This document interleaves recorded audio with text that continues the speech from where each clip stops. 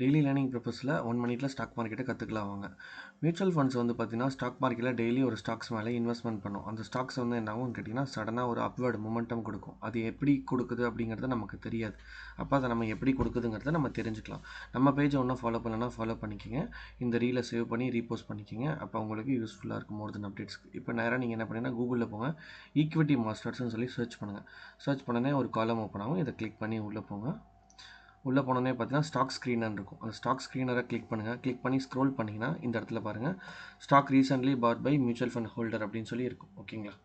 இந்த இடத்துல வந்து உங்கள் ஆல்ரெடி மெயில் ஐடி கொடுத்து சைன் பண்ணிக்கிங்க. அது கொடுக்கும். அது கொடுத்த உடனே என்ன ஆகும், இந்த ஓப்பன் ஆகும். இப்படி ஓப்பன் ஆனோடனே இந்த இடத்துல ஸ்டாக்ஸ் நிறையா ஸ்டாக்ஸ் காட்டும்.